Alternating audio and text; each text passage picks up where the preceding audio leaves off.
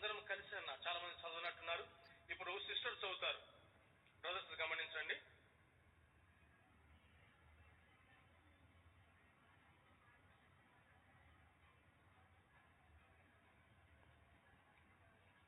ఇప్పుడు బ్రదర్స్ చదువుతారు, సిస్టర్స్ గమనించండి.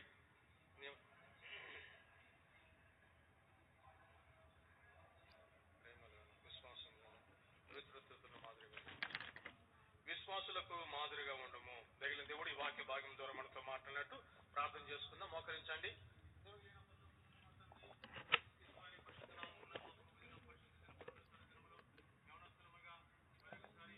పాదముల యొద్ద చేరి ప్రభా రెండో తెల్లి ప్రణామంలో ఆరోపించడానికి మమ్మల్ని జ్ఞాపకం చేసుకున్నందుకు మీ కొందరములు స్తోత్రములు చెల్లించుకుంటున్నాం.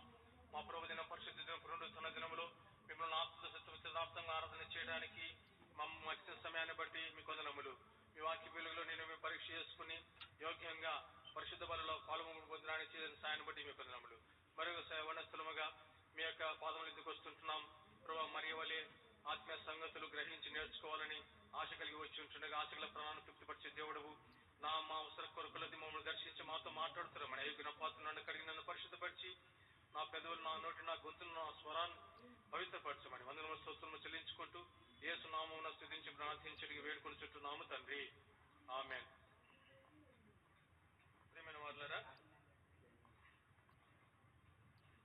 దైవజనుడు అపోస్తలుడైన పౌలు రెండవ సువార్త దండయాత్రలో లుస్త్రకు వెళ్ళినప్పుడు అక్కడ ఈ యొక్క తిమోతి ఆయనకు కనపడము,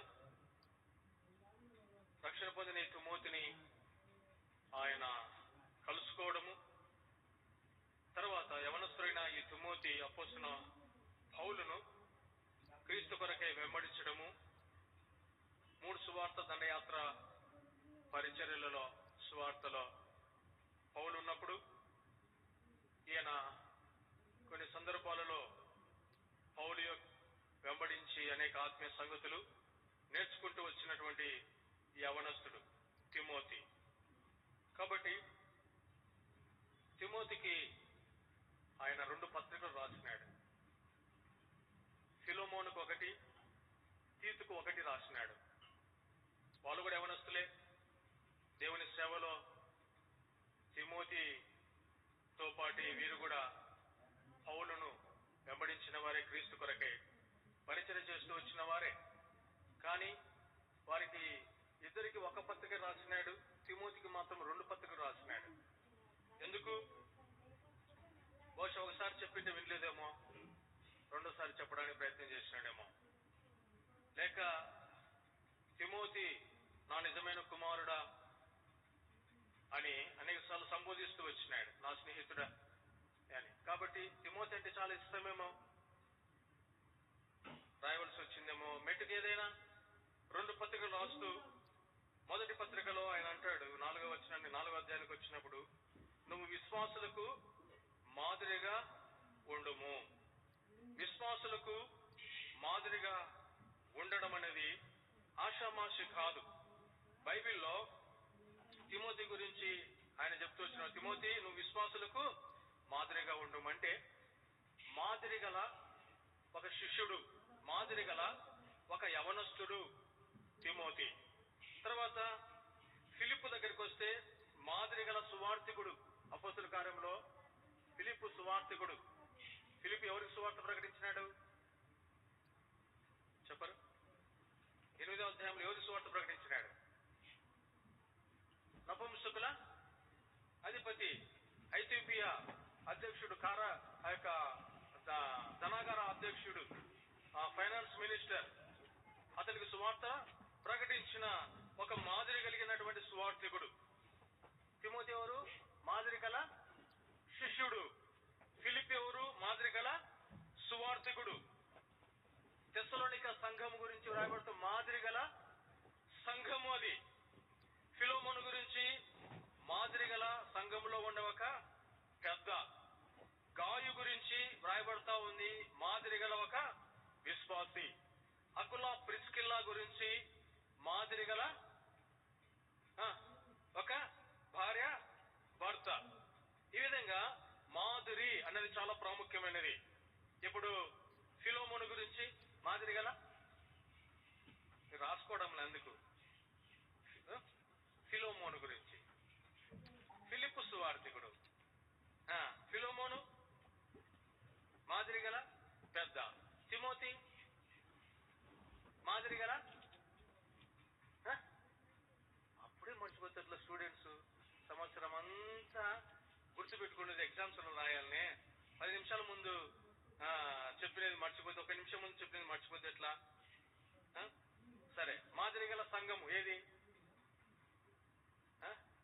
నువ్వు సెప్టెంబర్లో రాన్నా, మాకు అప్పుడు క్విజ్ ఉంది అంటారా?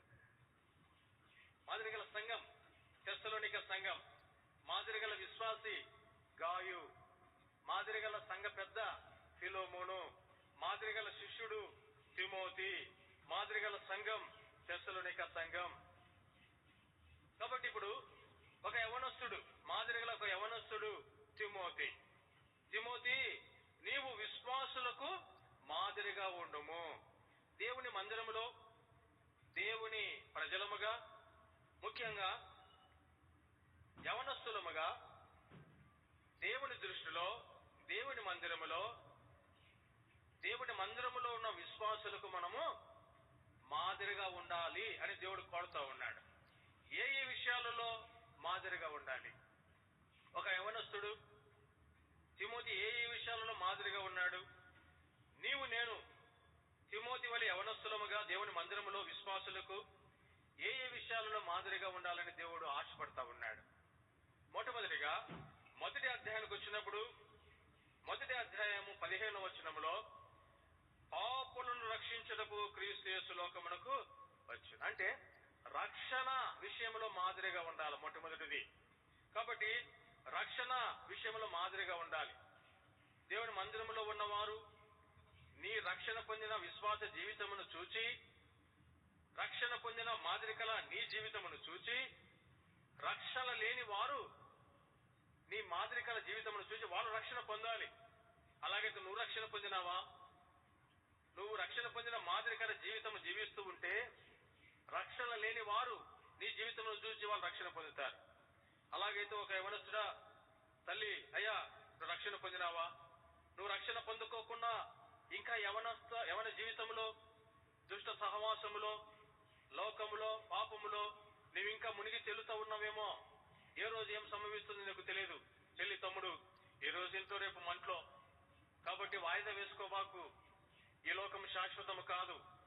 ఈ లోకం 3 నాళ్ళ ముచ్చటే. కాబట్టి నువ్వు రక్షణ పొందాలని దేవుడు ఇష్టపడతా ఉన్నాడు.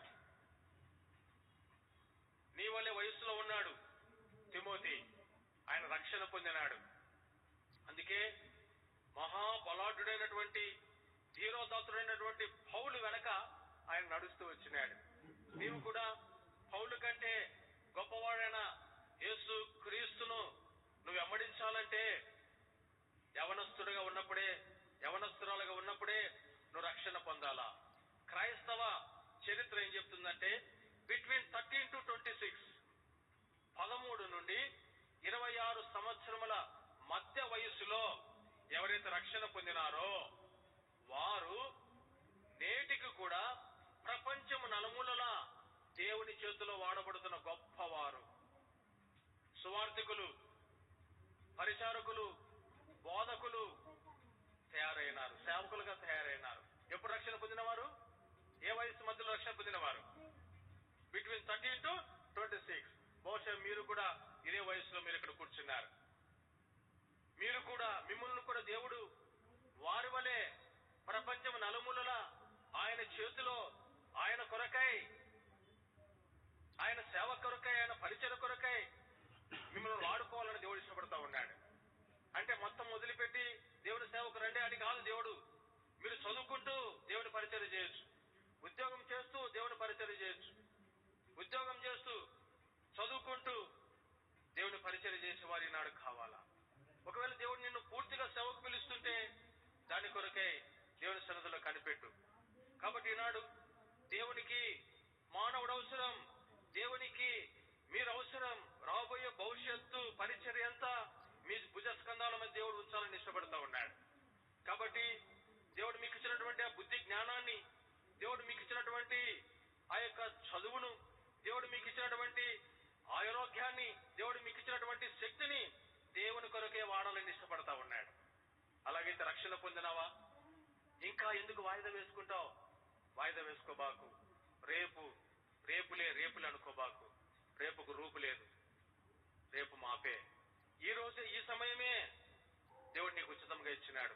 నేను ఇక్కడ నుండి హైదరాబాద్కి వెళ్తానన్న గ్యారెంటీ లేదు. ఈ పైన ఫ్యాన్ తిరుగుతుంది, ఆ ఫ్యాన్ కి గ్యారెంటీ ఉంది. నువ్వు నడుపుకుంటూ వచ్చిన వాహనానికి గ్యారెంటీ ఉంది. నీ దగ్గర ఉన్న పెన్నుకు గ్యారెంటీ ఇచ్చింటాడు. నీ దగ్గర ఉన్న సెల్ ఫోన్ కు వారంటీ గ్యారెంటీ ఉంది. నా జీవితానికే వారంటీ గ్యారెంటీ లేదు. నీటి మీద ఉన్న బుడగ లాంటిది, ఎప్పుడు కనుమరుగే టప్పుమనిపోతుందో తెలియదు. కాబట్టి ఈ లోకం శాశ్వతం కాదు, ఈ జీవితం శాశ్వతం కాదు. గట్టిగా బతికితే 60-70 సంవత్సరాలు, 100 సంవత్సరాలు బతుకుతామేమో. ఈ జీవితం తర్వాత ఇంకొక జీవితం నీకుంది, అది నిత్యము బ్రతికే జీవితం. నిత్యము రెండే ఉంటాయి. ఒకటి నరకం నిత్యం ఉంటుంది, అక్కడ అగ్ని ఆరదు, పురుగు చావదు, యాతన, బాధ, నొప్పి, అంధకారం, చీకటి నిత్యం ఉంటుంది. అది రెండోది నిత్యం ఉంటుంది పరలోకం. అది ఆనందం, అది మోక్షానందం, అది నిత్యముడి నిజమైన ఆనందం. ఈ రెండు ఉంటాయి. నీకు ఏది కావాలా? Choice is yours. నిత్యము నరకం కావాలన్నా, నిత్యం పరలోకం కావాలా? నిత్యం పరలోకంలో సంతోషంగా నీవు ఉండాలంటే ఇక్కడ భూమి మీద నీ గొంతులు ఊపిరుండగానే యేసు ప్రభువును సొంత రక్షకునిగా అంగీకరించు, తిమోతి వలె. అప్పుడు మాదిరి కల రక్షణ పొందిన ఒక విశ్వాసిగా నువ్వు ఉంటావు. రక్షణ పొందిన విశ్వాసిగా నువ్వు యవనస్తురాలుగా ఉండినప్పుడే నువ్వు రక్షణ పొందు. It was my experience. నా 15వ ఏట 36 సంవత్సరముల క్రితము దేవుడు నన్ను రక్షించినాడు.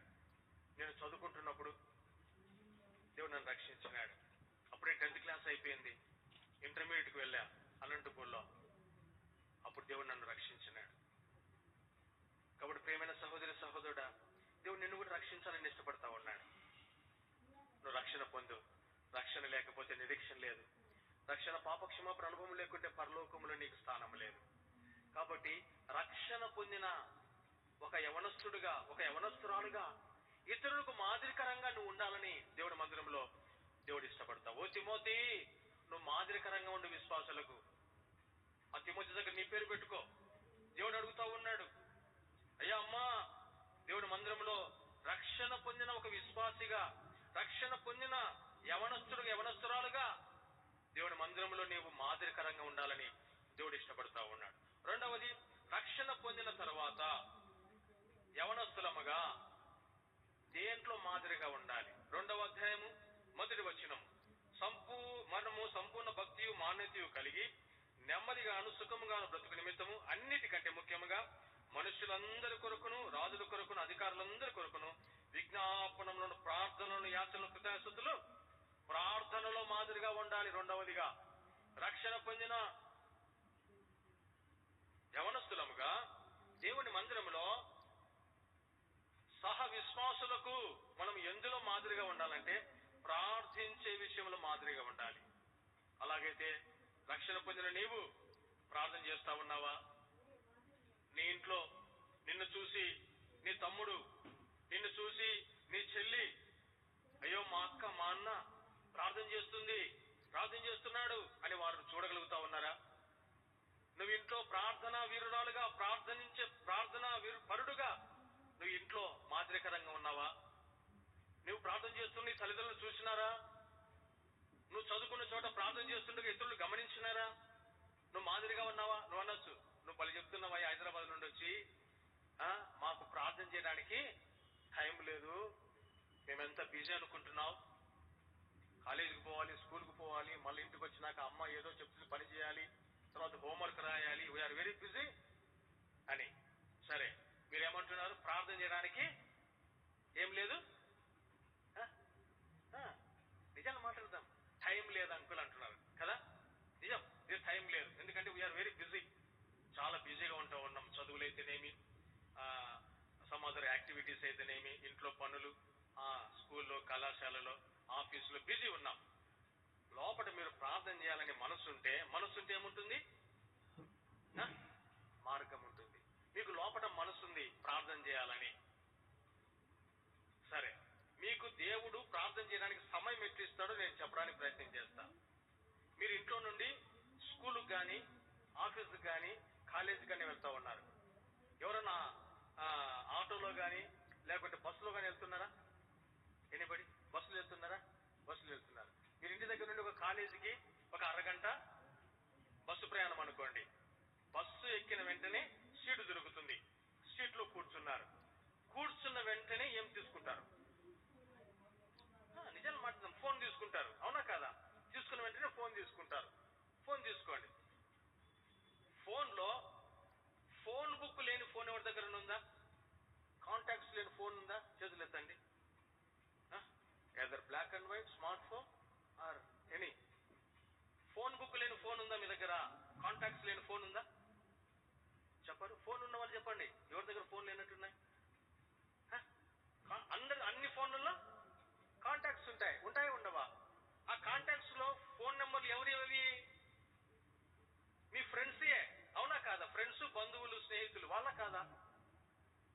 మీరు చెప్పాలా? మీ దగ్గర నుండి రిప్లై ఉండాలి. ఇక్కడ నుండి సప్లై రావాలంటే. అవునా కాదా తల్లి? మీ ఫ్రెండ్స్ మీకు తెలిసిన వాళ్ళే. వాళ్ళు బంధువులు కావచ్చు, ఇంటివారు కావచ్చు, స్నేహితులు కావచ్చు. తెలుసు కాబట్టి మీ ఫోన్ నెంబర్లు, మీ ఫోన్లో వాళ్ళ నెంబర్లు ఉన్నాయి. సరే, ఎక్కిన సీట్ దొరికింది. అరగంట టైం ఉంది. ఫోన్ తీసుకున్నారు. కాంటాక్ట్స్ ఓపెన్ చేయండి. కాంటాక్ట్స్ ఓపెన్ చేస్తేనే కాంటాక్ట్స్ ఎట్లుంటాయి? ఆల్ఫాబెటికల్ ఉంటాయి. ఏ నుండి జెడ్ వరకు. ఏ ఓపెన్ చేయండి. ఆనందు, ఆమోసు కనపడతారు. ఏ మీ ఫ్రెండ్సే వాళ్ళు. మీరు తెలిసిన వారి బంధువులు కావచ్చు, స్నేహితులు కావచ్చు. వారి గురించి ప్రార్థన చేయి. ఏ అనుకొని ఏముంటుంది? బి ఉంటుంది. బాను, బిందు. వాళ్ళు ఎవరు? వాళ్ళు ఏదో సమస్యలు ఉన్నారు. రక్షణ లేని వారు ఉన్నారు. ఉద్యోగం కొరకు ఎదురు చూస్తున్న వారు. ఏ అయిపోయింది, బి అయిపోయింది, సి అయిపోయింది, డి అయిపోతే పక్కామా? ఏంది గొనుగుతున్నావు? కళ్ళు మూసుకొని రా, కాలేజీ వచ్చింది, దిగు అంటారు. ఒక్కొక్కరి గురించి ఒక 5 నిమిషాలు ప్రార్థన చేసినారు ఒక రోజు. అరగంటకి ఎంతమంది చేయొచ్చు? 30 డివైడెడ్ బై 5 = అంత ఎంబీబీఎస్ 6. ఒక్కొక్కరి గురించి 5 నిమిషాలు ప్రార్థన చేస్తే అరగంటలో 30 నిమిషాలలో 6 మంది గురించి ప్రార్థన. పోయేటప్పుడు 6 మంది, వచ్చేటప్పుడు 6 మంది. వారంలో 6 రోజులు. ఎంతమంది గురించి చేయొచ్చు నువ్వు నెలకు? ఇప్పుడు దేవుడు నీకు సమయం ఇచ్చినాడు లేదా? నీకు ఆశ ఉంటే తప్పకుండా సమయం ఇస్తాడు. రక్షణ పొందిన నీవు ఒక యవనస్తుడుగా, యవనస్తురాలుగా ప్రార్థనలో మాదిరిగా ఉండాలి. నీ విధంగా ఆరోగ్యంగా ఉన్నావంటే నీ గురించి ఎవరో ప్రార్థన చేస్తున్నారు. నువ్వు మంచిగా చదువులో ర్యాంక్ వస్తుందంటే నీ గురించి ఎవరో ప్రార్థన చేస్తున్నారు. అది నీ తల్లి కావచ్చు, తండ్రి కావచ్చు, మందిరంలో ఉన్నవారు కావచ్చు, నీ శ్రేయోభిలాషులు కావచ్చు, బంధువులు కావచ్చు. కాబట్టి ప్రార్థన మీద నీ జీవితం ఆధారపడి ఉంది. అలాగైతే ఇతరుల జీవితము బాగుండాలంటే నీ ప్రార్థన సహాయం వారికి అవసరం. కాబట్టి రక్షణలో మాదిరిగా ఉండాలి. రెండవది, రక్షణ పొందిన మనము ఎందులో మాదిరిగా ఉండాలి? ప్రార్థనలో మాదిరిగా ఉండాలి. కాబట్టి సమయం దొరికినప్పుడల్లా, నేనైతే బాత్రూంలో స్నానం చేసేటప్పుడు కూడా ప్రార్థన చేసేవాడిని. కూర్చొని ప్రార్థన చేయొచ్చండి. నడుచుకుంటూ పోయినప్పుడు ప్రార్థన చేయొచ్చు. పడుకునేటప్పుడు ప్రార్థన చేయొచ్చు. సమయం దొరికినప్పుడల్లా ప్రార్థన చేయొచ్చు. ప్రార్థనలో దేవునితో మాట్లాడటమని. నీ స్నేహితుడితో ఎంత బాగా మాట్లాడుతావు గంటల తరబడి ఫోన్లో. నీ నిజమైన స్నేహితుడు, నీ కొరకు ప్రాణం పెట్టిన ప్రాణ స్నేహితుడు ఈ దేవుడు. నువ్వు ఆయనతో ప్రార్థనలో మాట్లాడుకోకుంటే ఎట్లా? కాబట్టి రక్షణలో మాదిరిగా ఉండాలి యవనస్తులముగా. రెండవది, ప్రార్థనలో మాదిరిగా ఉండాలి. మూడవది, 3వ అధ్యాయము 15వ వచనం. 3వ అధ్యాయం 15వ వచనం. శీఘ్రముగా నీ యొద్దకు వచ్చి అయినను నేను ఆలస్యం చేసినడలా దేవుని మందిరములో, అనగా జీవము కలిగిన దేవుని సంఘములో జనులు ఎలాగూ ప్రవర్తింపవలెనో. మూడవది, ప్రవర్తనలో మాదిరిగా ఉండాలి. క్యారెక్టర్ చాలా ప్రాముఖ్యమైనది యవనస్తులకు. ఈనాడు ఇందులో మాదిరిగా లేరు. మాదిరిగా ఉన్నాం, వేరే ఫ్యాషన్ లో మాదిరిగా ఉన్నాం, డ్రెస్ వేసుకోవడంలో మాదిరిగా ఉన్నాం, అలంకరించుకునే విషయంలో మాదిరిగా ఉన్నాం. మంచిదే, కానీ ప్రవర్తనలో మాదిరిగా ఉన్నామా? నీ ప్రవర్తనను చూసి ఇతరులు తమ ప్రవర్తనను మార్చుకున్నారా? తగు రీతిగా అలంకరణలతో ప్రవర్తిస్తా ఉన్నామా? ఈనాడు యవనస్తులు తమ ప్రవర్తనలో ఓడిపోయినారు. చాలా మంది. చాలా భయంకరంగా ఉంది యవనస్తుల పరిస్థితి.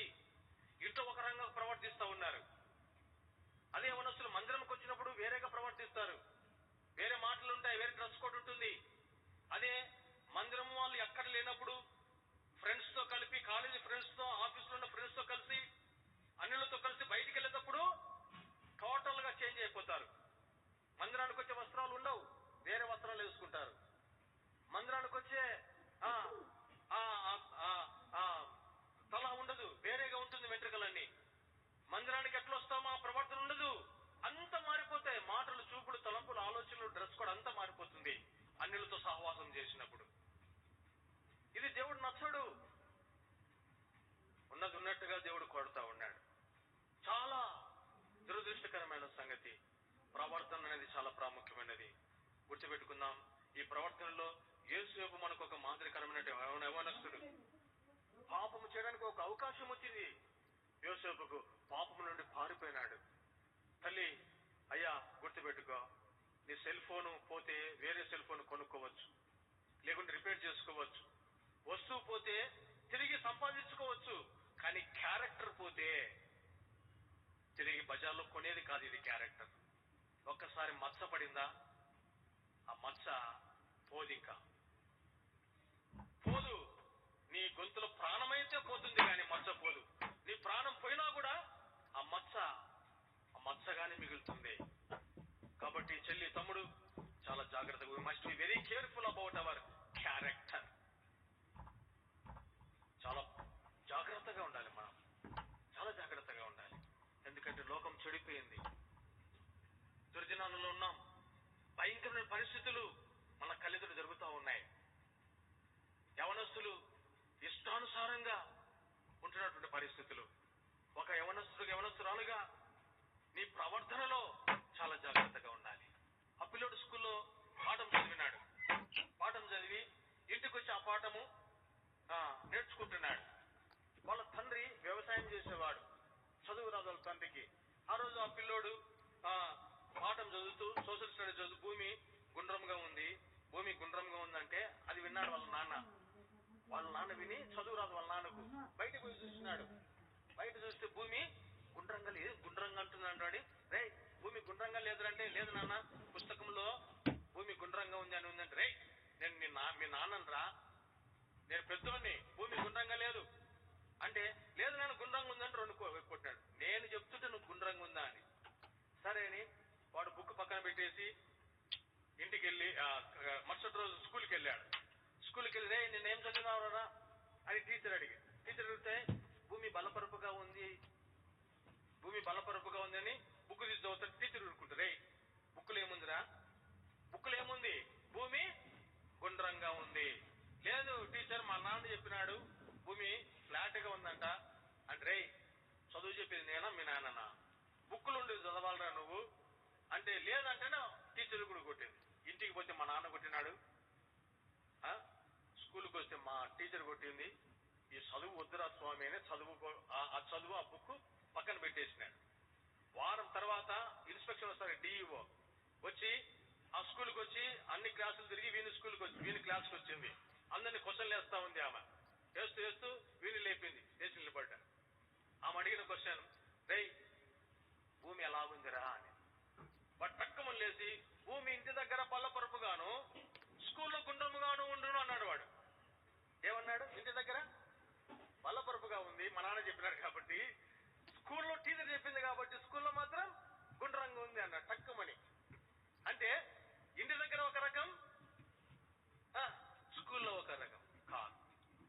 ఎవరు చూసినా ఎవరు చూడకపోయినా, ఎవరు నచ్చినా ఎవరు నచ్చకపోయినా, దేవుని బిడ్డలముగా మన ప్రవర్తన ఒకే రీతిగా ఉండాలి. మారేది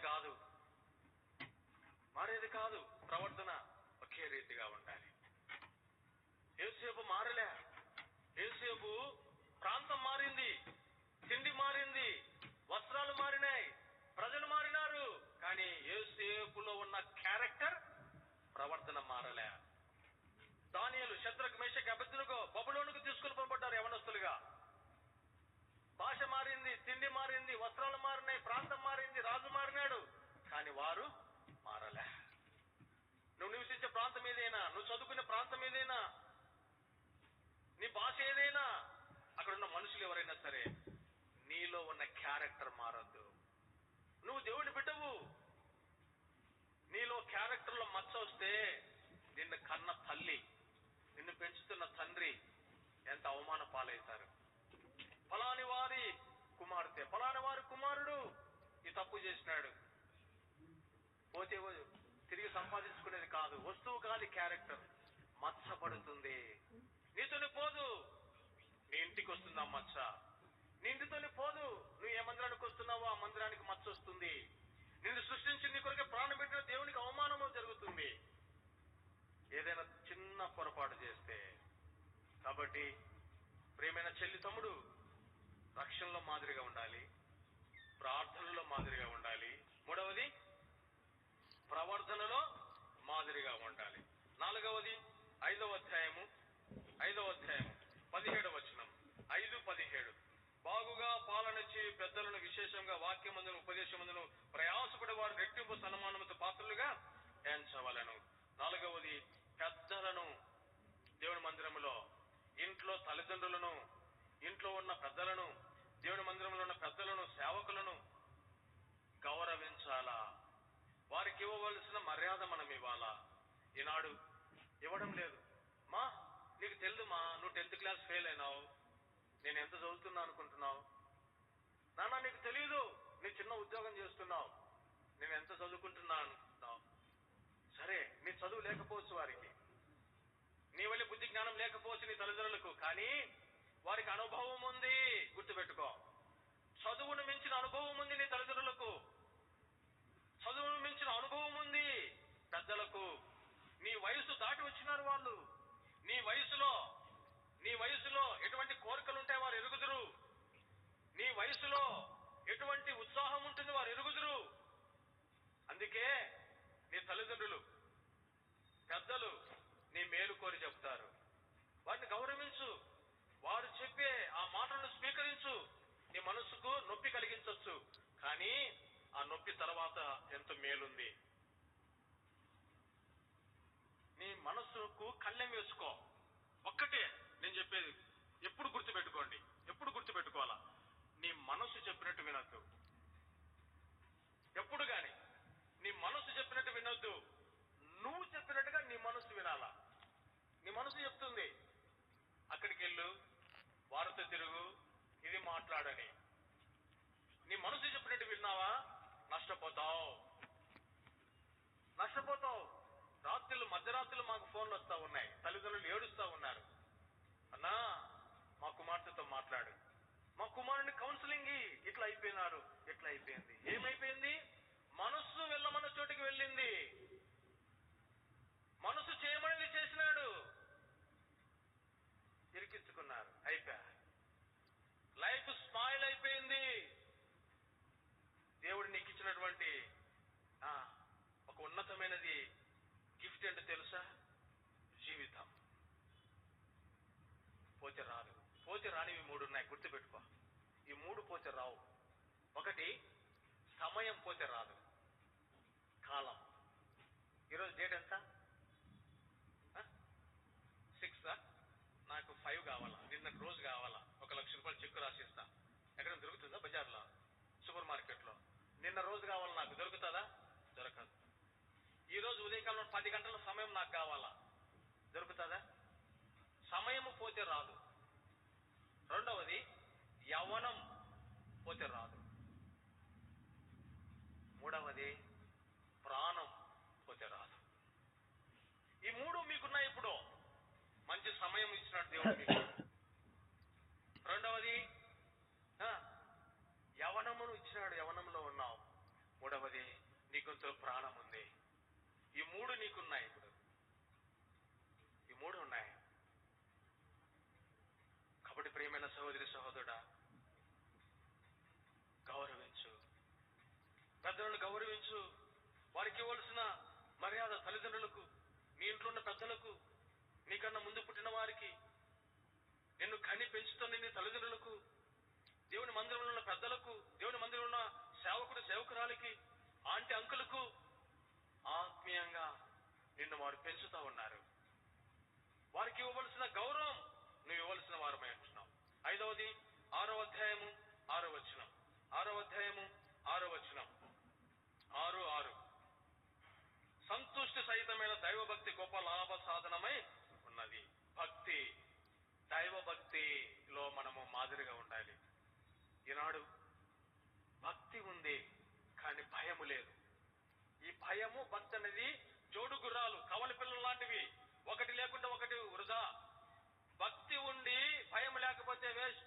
భక్తి ఉన్నది. చాలా మంది భక్తి పరులు మనకన్నా ఎక్కువ భక్తి నిష్ఠలో ఉన్నారు. భయము భక్తి కలిగి ఉండాలి. యవనస్తులముగా ఉందా భయము భక్తి? దేవుడు అంటే భయము భక్తి ఉందా? తల్లిదండ్రులంటే భయం భక్తి ఉందా? దేవుడి మందిరంలో పెద్దలంటే భయం భక్తి ఉందా? దేవుడి వాక్యం అంటే భయము భక్తి ఉందా? భక్తి హీనతలోనికి పోవద్దు. భక్తే కానీ హీన దశ. భక్తిహీనుల గురించి సొలొమోను ఎన్నో విషయాలు రాస్తాడు సామెతలలో. కాబట్టి భక్తిలో ఇతరులకు మాదిరికరంగా ఉండాలి. దైవికమైన భక్తి.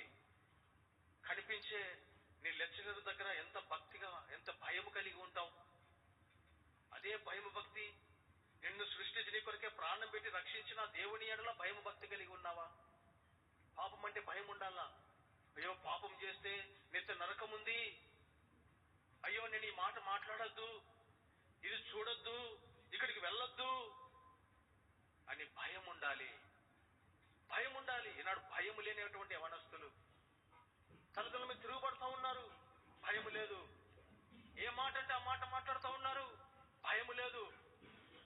కాబట్టి ప్రియమైన సహోదరి, చెల్లి, తమ్ముడు, భయభక్తి అనేది చాలా ప్రాముఖ్యమైనది. దేవుని ఎందుకు భయము? దేవుడు చూస్తున్నాడు, ప్రతిదీ గమనిస్తున్నాడు అన్నది మన గమనంలోనికి ఎప్పుడు రావాలి. కాబట్టి సంతృప్తిగా దైవభక్తి విషయంలో నువ్వు మాదిరికరంగా ఉండాలి. ఇదెన్నోది? మొట్టమొదటిది ఏది? మూడవది ఏది? నాలుగవది ఏంటి? పెద్దలను గౌరవించడం. ఐదవది ఏంటి? దైవికమైన భక్తిలో మాదిరిగా ఉండాలి. ఆరవది, 6వ అధ్యాయం 8వ వచనం. 6వ అధ్యాయం 8వ వచనము. మనం ఈ లోకములోనికి ఏమీ తెలియదు, దీనిలో నుండి ఏమీ తీసుకుని పోలేము.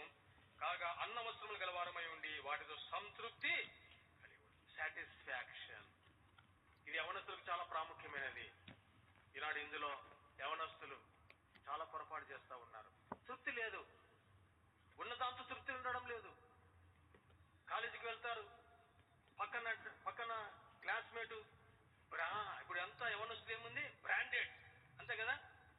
ఫోన్ అంటే బ్రాండెడ్ కావాలన్నారు, షూ అంటే బ్రాండెడ్, ఏ వస్తువు అన్నాడు బ్రాండెడ్. బ్రాండెడ్ మీద ఈనాడు మనసు ఉంది. Branded branded. పక్కన అన్యుడు లేకుంటే ఆ యొక్క క్లాస్మేటు అవి ఏదో తీసుకున్నారు, cell phone, iPhone cell phone కొన్నారు, లేకుంటే 2 లక్షలు పెట్టి స్కూటర్లు వస్తూ ఉన్నారు. అవే కావాలా నాకు, అవి కావాలా అని ఇంట్లో సతాయించొద్దు, తల్లిలో సతాయించొద్దు. ఎందుకు వారికి అవి ఉన్నాయో తెలుసా? వాళ్ళ తల్లిదండ్రులు అన్యులు. 4 చేతులు సంపాదిస్తున్నాడు వాళ్ళ నాన్న, దేవుని భయం లేకోకుండా. అందుకే విస్తారంగా డబ్బులున్నాయి. నలుగురి కుటుంబాలతో దోచుకొని సంపాదిస్తున్నాడు కాబట్టి 2 లక్షలేమి 4 లక్షలతో కూడా కారు కొనిస్తాడు వాళ్ళ తండ్రి. కానీ మీ తండ్రి విశ్వాసి, మీ తల్లి విశ్వాసి, తండ్రి విశ్వాసి. చిన్న ఉద్యోగం చేసుకుంటున్నాడు, ఇది వ్యవసాయం చేస్తున్నాడు, చిన్న వ్యాపారం చేస్తున్నాడు. అన్యాయం చేయడం లేదు. దేవుని భయం కలిగి నిన్ను కంటికి రెప్పలా కాపాడుకుంటా ఉన్నాడు. దైవికమైన భక్తిలో ఉన్న దాంట్లో సంతృప్తి కలిగి ఉండు. ఈనాడు ఇది లేదు. అంత బ్రాండెడ్ కావాలి అని ఈనాడు సంతృప్తి లేనటువంటి సాటిస్ఫాక్షన్ లేదు యవనస్తులకు. ఆ కారణాన్ని బట్టి ఎంతో మంది తల్లిదండ్రులు ఏడుస్తూ ఉన్నారు. ఒక తండ్రి అయితే జరిగిన సందర్భం, ఒక తండ్రిని సతాయించినాడు, స్కూటర్ కావాలని సతాయించినాడు. కాలేజీకి పోకోకుండా, అన్నం తినుకోకుండా తన రూమ్ లో ఉండి ఒక్కడే కుమారుడు లేక పుట్టినాడు. తల్లి చూడలేకపోయింది, తన భర్తను బ్రతిమలాడింది. అయ్యా వాడికి స్కూటర్ కావాలంటే కొని. అమ్మ నా స్తోమత లేదు. అయ్యా నా స్తోమత లేదు, కొన్ని రోజులు ఆగండి నేను సరే నా అప్పు తీసుకుని వచ్చి ఆ స్కూటర్ కొనిచ్చాడు. స్కూటర్లో పై గీ అని తిరుగుతా ఉన్నాడు. ఆ కాలేజీ నుండి రావడము, ఇంట్లో వండుకోకుండా మళ్ళీ పోవడం, స్కూటర్ కదా, పోతా ఉన్నాడు. లోన్ వస్తుంది అనుకున్నాడు, లోన్ రాలే. అప్పు తెచ్చినాడు. అప్పు తెచ్చిన ఊరుకుంటాడా? నెల అన్నాడు, 2 నెలలు అన్నాడు, లోన్ వస్తుందని. లోన్ రాలే. నెల, 2 నెలలు, 3 నెలలు అడిగినారు. అప్పులు ఇచ్చిన వాళ్ళు అడిగినారు, అన్నిలు ఇవ్వలేకపోయినాడు. ఇంటి దగ్గర వచ్చి గొడవ పెట్టారు. నలుగురిలో నవ్వులు పాలైపోయిన కుటుంబం. 10 మందిలో పరువు పోయింది. ఆఫీసుకు వెళ్ళినారు. నలుగురిలో ఆఫీసు వాళ్ళ స్టాఫ్ ముందర తీసుకున్నప్పుడు తెలీదా, కట్టేది తెలీదా? నెల అన్నావు, 2 నెలలు, 3 నెలలు, 4 నెలలు అయిపోయింది. ఏం బ్రతుకుతున్నావు? వచ్చినాడు. తన కుమారుడేమో స్కూటర్లో వచ్చి సంతోషంగా ఉన్నాడు. వచ్చి, ఎందుకు బతుకు, నా కుమారుడు సంతోషంగా ఉన్నాడు అని ఊరేసుకొని చనిపోయినాడు. సతాయించొద్దు తల్లిదండ్రులను. ఉన్నదాంట్లో సంతృప్తి కలిగి ఉండు. తగిన సమయంలో దేవుడు నిన్ను హెచ్చిస్తాడు. నిన్ను నీవు హెచ్చించుకోవడానికి ప్రయత్నం చేయబాకు. దేవుని బలిష్టమైన బావుకి నువ్వు తగ్గించుకొని దీనుడవై దీనురాలువై చదువుకో మంచిగా. దేవుడు నీకు మంచి బుద్ధి జ్ఞానం ఇచ్చినాడు. బయట స్నేహితముకు స్వచ్ఛ చెప్పు. నీ బంగారు భవిష్యత్తును నీ చేతుల్లో పాడు చేసుకోబాకు. లేనిపోని కోరికలకు పోబాకు. నీ తల్లిదండ్రుల జీవితంతో ఆట్లాడబాకు. కోరికలు వేరు, అవసరాలు వేరు. There is lot of difference between కోరిక అండ్ అవసరత. అవసరత వేరు, కోరికలు వేరు. నాకు కోరికలు ఉంటాయి. ఏమని? ఇప్పుడు అయిపోయిన వెంటనే హైదరాబాద్కి వెళ్ళి అక్కడ ఫ్లైట్ ఎక్కి రాత్రి భోజనానికి అమెరికాకి వెళ్ళి అక్కడ భోంచేసి అక్కడ పడుకొని తెల్లారి బ్రేక్ఫాస్ట్ కు దుబాయ్కి వెళ్ళి, ఇదేంటిది? కోరిక. దేవుడు అంటాడు, నీకు అంత సీన్ లేదమ్మా, కూర్చో, హైదరాబాద్కి పో, కారు ఇచ్చిన కారు నడుపుకో అంటాడు. అవునా కాదా? అవసరత ఏంటి? ఇప్పుడు బస్సు ఎక్కి హైదరాబాద్కి పో, రేపు డ్యూటీకి పో. ఇది అవసరత. అవసరత తీరుస్తాడు కానీ కోరికలు తీర్చడు. దేవుడైనా, పరలోకపు తండ్రి అయినా, ఈ భూలోకపు తండ్రినే నీ కోరికలు తీర్చారు. అవసరాలు తీరుస్తారు. నీకు బట్ట కావాలన్నా నీ తల్లిదండ్రులు తీరుస్తారు. నీకు అవసరత అది. నీకు 3 పూట్ల తిండి కావాలన్నా తీరుస్తాడు. కోరికలు పోబాకు. నీ కోరికలు తీర్చుకోవడానికి నీ తల్లిదండ్రుల మీద భారమై వారి గుండెల మీద కూర్చోబాకు.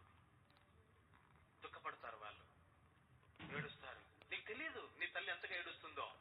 నీకు తెలియదు నీ తండ్రి ఎంతగా నీకు తెలియకుండా దుఃఖపడుతూ ఉన్నాడు నువ్వు పెట్టే ఆ యొక్క కోరికలకు. చెల్లి, తమ్ముడు, మరోసారి జరిగిన సందర్భం అది. వారి జీవితాలతో చెలగాట మాడబాకు. ఒక 10 రూపాయలు టీ తాగితే ఖర్చు అయిపోతుందని నీ తండ్రి ఏం చేస్తాడు తెలుసా? ఆ 10 రూపాయలతో ఒక బిస్కెట్ తీసుకొని, ఒక సమోసా తీసుకొని నీకు ఇవ్వాలని ఇష్టపడతాడు. తను ఛాయ్ తాగొచ్చు 10 రూపాయలతో. చలిలో షుగర్ డౌన్ అయిపోతుంటే 10 రూపాయలు ఛాయ్ తాగొచ్చు. కానీ ఛాయ్ తాగాలనుకున్నప్పుడు నువ్వు గుర్తొస్తావు, అయ్యో నేను ఛాయ్ తాగకూడదు, నేను ఛాయ్ తాగితే నాతో పోతుంది, నేను డ్యూటీ నుండి పోయేటప్పుడు నా కుమార్తె ఎదురు చూస్తూ ఉంటుంది, మా నాన్న ఏమన్నా తెస్తాడేమో అని. ఈ 10 రూపాయలతో ఒక సమోసా తీసుకుపోతే నా కుమారుడు తింటాడు కదా. ఈ 10 రూపాయలతో ఈ బిస్కెట్ చాక్లెట్ తీసుకొని పోతే నా కుమార్తె సంతోషిస్తుంది కదా. వారి సంతోషాన్ని చెప్పుకొని నీ సంతోషాన్ని చూసేవాడు నీ తల్లిదండ్రులు. కాబట్టి నీ కోరికలు తీర్చుకోవడానికి వారిని దుఃఖపెట్టబాకు. నీ ముందర ఏడవలేకపోవచ్చు. చీకటి గదిలో 2 మోకాల మధ్య తల పెట్టుకొని ఎక్కి ఎక్కి కన్నీరు కార్చి అలసిపోతున్న తల్లిదండ్రులు ఎంతో మంది ఉన్నారు. మేము ఎరుగుతాము. ఏమైనా చెల్లి, తమ్ముడు, ఉన్న వాటితో సంతృప్తి కలిగి ఉండు. అందులో నువ్వు మాదిరికరంగా ఉండు. నువ్వు ఎప్పుడైతే దేవుని చేతులు బలిష్టమైన భావకి తగ్గించుకొని దేవునికి ఏదైతే ఎందులో ఉండమంటే అందులో సంతృప్తి కలిగి ఉంటావో, దేవుడు తగిన సమయంలో నిన్ను అందరిని పక్కన పెట్టి ఉన్నతమైన స్థానంలో ఉంచుతాడు. అప్పుడు నీ చదువును బట్టి, నీ జ్ఞానాన్ని బట్టి, నీ అంతస్తును బట్టి, నీ స్థాయిని బట్టి, నీకు ఉద్యోగాన్ని బట్టి, సంపాదిస్తున్న జీవితంను బట్టి నీ తండ్రి ఏదైతే నీకు చేయలేకపోయినాడో అది నువ్వు చేయగలుగుతావు. నీ కోరికల గురించి ఇతరుల మీద ఆధారపడబాకు అనేది నా ఉద్దేశం. సంతృప్తి కలిగి జీవించడం నేర్చుకుందాం. ఇందులో మాదిరికరంగా ఉండాలని దేవుడు ఇష్టపడతా ఉన్నాడు. 7వది ఆఖరిది, ఇది 6వ అధ్యాయం 19వ వచనం. 6వ అధ్యాయం 19వ వచనం. వారు వాస్తవమైన జీవమును సంపాదించుకున్న నిమిత్తము రాబోవు కాలములకు మంచి పునాది తమ కొరకు వేసుకొనొచ్చు, మేలు చేయవారును సత్క్రియలు అను ధనము గలవారును ఔదార్యం గలవారును తమ ధనములో ఇతరులకు పాలిచ్చువారునై ఉంటారు. అంటే ఇతరులకు ఇచ్చే విషయంలో దాతృత్వము కలిగి. 10 రూపాయలు ఉంది, 1 రూపాయి అడుగుతా ఉన్నారు దేవుని మందిరానికి వచ్చేవారు. 10 రూపాయలు అడిగితే ఇవ్వు బాకు. 1 రూపాయి అవసరం ఉంది, నీ దగ్గర 10 రూపాయలు ఉంది, ఇచ్చి చూడు. దేవుని పిల్లలకి ఇవ్వు. 100 రూపాయలు ఉంది, 10 రూపాయలు ఒక నోట్బుక్ కావాలని పేదరికంలో ఉన్నారు. 10 రూపాయలు నోట్బుక్ కూడా తీసుకోలేకుంది నీ ఫ్రెండ్. నీ దగ్గర 100 రూపాయలు ఉంది, నువ్వు 10 నోట్బుక్ కొనుక్కోవచ్చు ఆ 100 రూపాయలతో. నోరాన అడిగింది, ఒక 10 రూపాయలతో ఒక నోట్బుక్ అవసరం ఉంది, నా తండ్రి కొనియలేకున్నా, నా దగ్గర డబ్బు లేవు, కొనిస్తావు. ఒక 10 రూపాయలు ఇవ్వు. నువ్వు 10 రూపాయలు నువ్వు ఇస్తే దేవుడు నీకు 100 రూపాయలు ఇస్తాడు. ఇచ్చి చూడు. It was our experience. లేని వారికి ఇచ్చి చూడు. అందులో మాదిరికరంగా ఉండు. దేవునికి ఇద్దాం, దేవుడు ప్రజలకి ఇచ్చేది నేర్చుకుందాం. దేవుడు మనకు ఉచితంగా బుద్ధి ఇచ్చినాడు, జ్ఞానం ఇచ్చినాడు, ఉచితంగా ఆరోగ్యం ఇచ్చినాడు, ఉచితంగా చదువు ఇచ్చినాడు. వీటన్నిటినీ దేవుడిని మనం ఉచితంగా పొందుకున్నాం. దేవునికి, దేవుని ప్రజలకు, కష్టంలో ఉన్న వారికి, పేదరికంలో ఉన్న వారికి ఇవ్వడానికి. ఈ 10 రూపాయలు నువ్వు చాక్లెట్ కొనొచ్చు, చాక్లెట్ తినొచ్చు. ఒక 5 నిమిషాల్లో చాక్లెట్ కరిగిపోతుంది, సెల్ఫ్ సాటిస్ఫాక్షన్ అంతే. కానీ ఈ 10 రూపాయలు ఆ అమ్మాయికి, ఆ అబ్బాయికి నువ్వు ఇచ్చినావనుకో, ఎప్పుడు గుర్తుంటుంది. అయ్యో, ఆ రోజు 10 రూపాయలు ఇచ్చి నాకు నోట్బుక్ సాయం చేసింది. అదే కాదు, దేవుడు రాసుకుంటాడు అక్కడ. రేపొద్దున దేవుని దగ్గరికి పోయినప్పుడు నిన్ను పేరు పెట్టి పిలిచి 10 రూపాయలు ఇచ్చిన గిఫ్ట్ కు, దేవుని ప్రజలకు నువ్వు ఇచ్చిన సహాయానికి దేవుడు నీకు కిరీటాలు ఇస్తాడు. రాయబడుతుంది కదా, నా నామమున గ్లాసుడు మంచి నీళ్ళు ఇస్తే, చన్నీళ్ళు ఇస్తే ఏముంది, బహుమానం ఉంది. ఆయన ప్రజలకు నువ్వు ఇస్తే చూడు, అక్కడ ఆయన బహుమానాలు ఇస్తాడు. కాబట్టి తిమోతి, నువ్వు విశ్వాసులకు మాదిరిగా ఉండు, యవనస్తుడుగా. ఎందులో మాదిరిగా ఉండాలి పౌలా చెప్పు అంటే, పౌలు అంటున్నాడు, రక్షణలో మాదిరిగా ఉండు, ప్రార్థనలో మాదిరిగా ఉండు, ప్రవర్తనలో మాదిరిగా ఉండు, పెద్దలను గౌరవించే విధంలో మాదిరిగా ఉండు, ఉన్న దాంట్లో సంతృప్తి కలిగే విషయంలో మాదిరిగా ఉండు, తర్వాత దైవభక్తి విషయంలో మాదిరిగా ఉండు, దేవునికి, దేవుని ప్రజలకు ఇచ్చే విషయంలో మాదిరిగా ఉండు. ఏడంతలా ఈ మాదిరికల జీవితము తిమోతి జీవించినాడు. కాబట్టే తిమోతి బైబిల్లో ఒక మంచి యవనస్తుడిగా, మాదిరిగల యవనస్తుడిగా మన కళ్ళ ముందు నిలబడ్డాడు. ఎఫెసీ పట్టణంలో ఉన్న సంఘమునకు ఒక సేవకుడుగా తిమోతిని దేవుడు తీర్చిదిద్దినాడు. అలాగైతే తిమోతి వలె మనము కూడా ఈ 7 ఆత్మీయ విషయాలలో యవనస్తులముగా మాదిరికల జీవితం జీవించడానికి దేవుడు సహాయం చేయనుగాక. మోకరించుదాం, ప్రార్థన చేసుకుందాం.